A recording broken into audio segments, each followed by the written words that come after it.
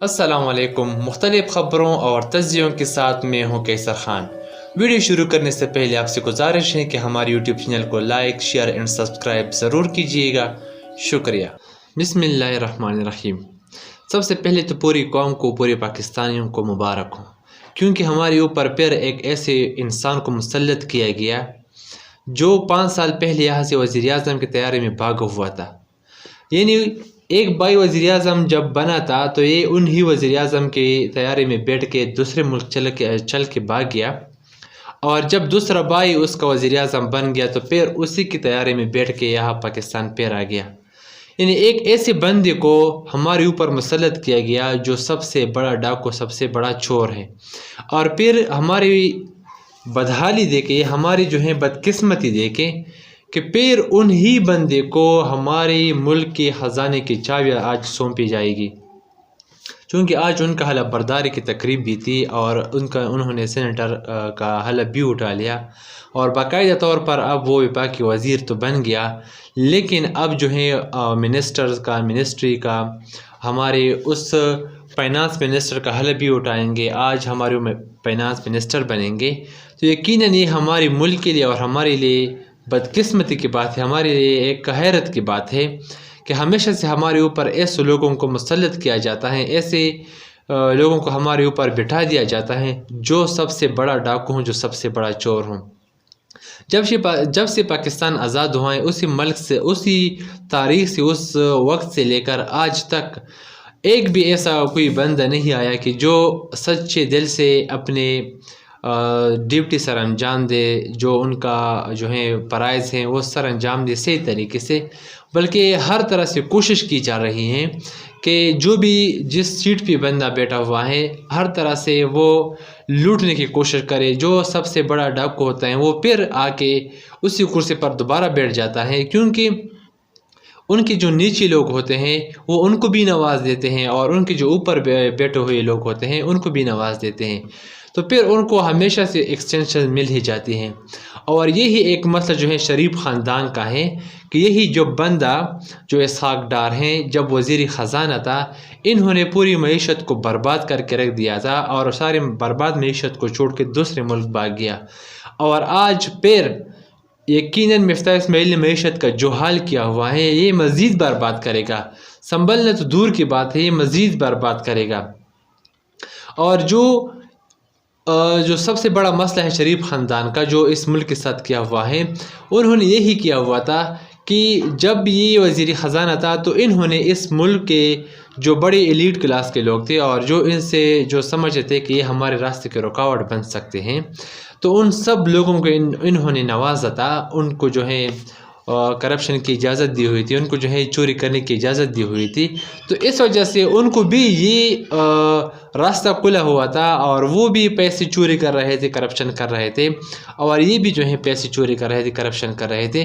तो इसी वजह से चूँकि सारों का रास्ता खुला हुआ था, एक दूसरे के लिए उन्होंने रास्ते बनाए हुए थे, अब फिर उन्हीं लोगों के शे पर, उन्हीं लोगों के ज़ोर पर ही दोबारा मिनिस्टर्स आके बैठ गया आप हमारे ऊपर जो है। और फिर हमारे बदकिस्मती देखे कि हमारी मईशत जो खान साहब ने थोड़ी ऊपर उनको लेके गए थे, जो GDP ग्रोथ तकरीबन 6% पर चली गई थी, और जो हमारे रेमिटेंस बढ़ गए थे, जो हमारे एक्सपोर्ट्स बढ़ गए थे, और जो हमारे ज़र मुबादला के ज़ख़ायर वो बढ़ गए थे। आज अगर हम उन्हीं फिगर्स को देख लें तो तकरीबन हर चीज़ को इन्होंने आधी से भी ज़्यादा कम कर दिया है, और महंगाई की शरह को इन्होंने 3 गुना बढ़ा दिया है। यानी जो मईशत इन्होंने बर्बाद की हुई थी, खान साहब ने इनको थोड़ा जो है कंधा दे दिया। खान साहब ने उनको थोड़ा संभाल रखा था, उनको संभाल लिया। खान साहब की हुकूमत के ख़िलाफ़ साजिश करके इन्होंने फिर जो थोड़ी मईशत हमारी संभल चुकी थी, अब दोबारा उनको इन्होंने इस 5-6 महीनों में उन मईशत को फिर उसी हाल पर लेके गई जो 2018 में ये खान साहब को PTI की हुकूमत को दे गए थे। यानी फिर से जो बर्बादी थी, अब मज़ीद हम और बर्बाद होते जाएंगे, और इस मुल्क की मईशत के साथ और जो खिलवाड़ करते जाएंगे वो यकीनन आज के बाद से हम फिर से देखेंगे, और फिर से देखने को मिलेगा ये सब कुछ, ये बर्बादी। ये जो सबसे बड़ा मसला है वो इस मुल्क का ये है कि जो बड़ा सबसे डाकू होता है उसी को सबसे बड़ा ओहदा संभालने का जो है उनको मौका दिया जाता है।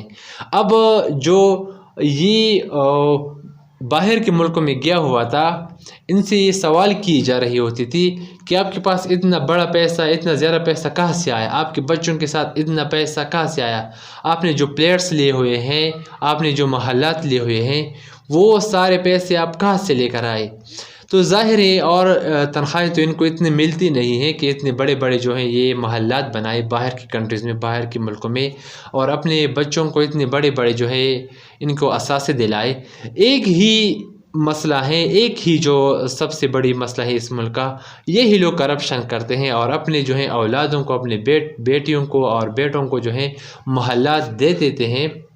फिर जो उनसे अगर अदालत पूछ लेते हैं तो फिर ये कहते हैं कि हम तो बिल्कुल साफ़ सुथरे हैं। और हमारी मुल्क का अभी जो हाल हुआ है, यकीनन इसके ऊपर हम सबको हैरानी होनी चाहिए, क्योंकि जो नेप जब ये अभी इस वापस आया हुआ है और जो अभी आया हुआ है, उनको जो है गारंटी दे दी गई है कि आपको जो है अदालत से रिलीफ मिलेगा, आपको जो है गिरफ्तार नहीं किया जाएगा। इनको यही गारंटी तो मिल ही गई है, मगर एक और बात जो है कि इन्होंने जो इनके ऊपर केसेस बने हुए थे, लीगली उनको माफ़ कर दिया गया। हुकूमत ने ऐसे तरमीम करा के ऐसे बिल पास की असम्बली से कि उनको जो है जो इन जुर्म किए हुए थे, इन्होंने जो करप्शन किए हुए थे, उनको लीगली माफ़ कराया गया उन सब चीज़ों को।